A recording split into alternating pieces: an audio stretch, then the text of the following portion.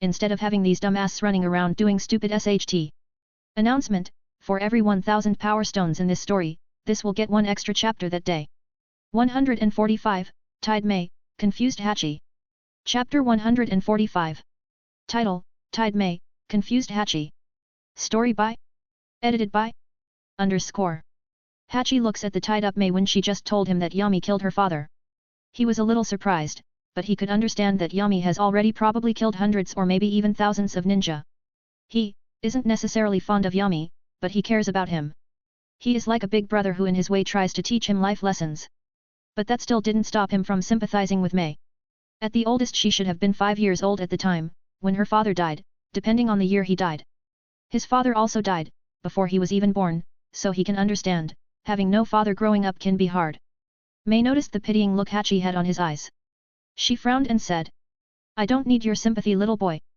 Hachi's eye twitches a little when he was being called a little boy. But he still calmly answers. "Ah, is that so, and how old are you?" "Little girl." Even while tied up and walking, May puffed her chest in pride and said, "Hat. I am 9 years old." "Well, I am 7, so there isn't any big difference," answered Hachi, as he calmed himself, not allowing May to get inside his head and get a rise out of him. Then as they were walking slowly, night came and they set up camp. Kai, since he is a Jonin and part of the Inyazuka clan, he has certain privileges. He waves some hand signs and slams his palm on the ground. Poof! Smoke appears as a giant bat, as big as a horse carriage comes out of the smoke. The bat looked towards Kai and a smile appeared on the bat's face. Thought to the Genins and May, the smile looked terrifying on the giant bat's face. "Hey Kai, how have you been?"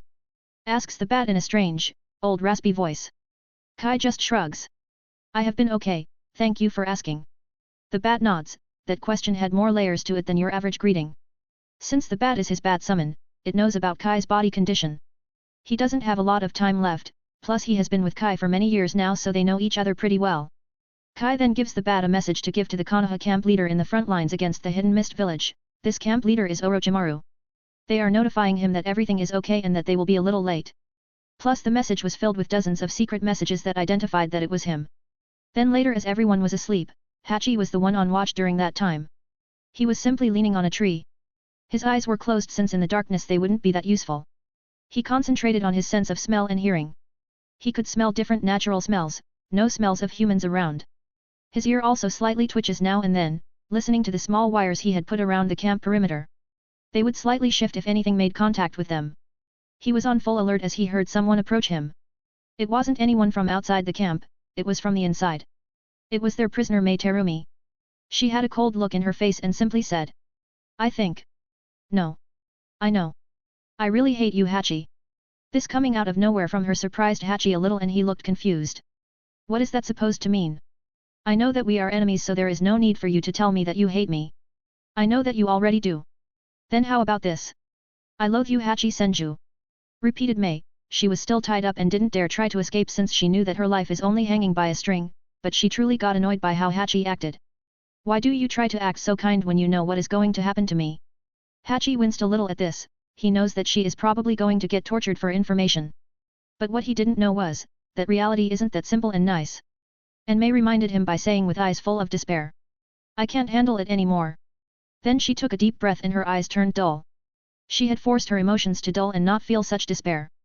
"I will be Arped, that is what will happen to me. As soon as I am of age I will continuously be Arped. I will continue bearing children until I die, for the Konoha clan that will be lucky to get me as their property. So stop acting like you are nice and all that."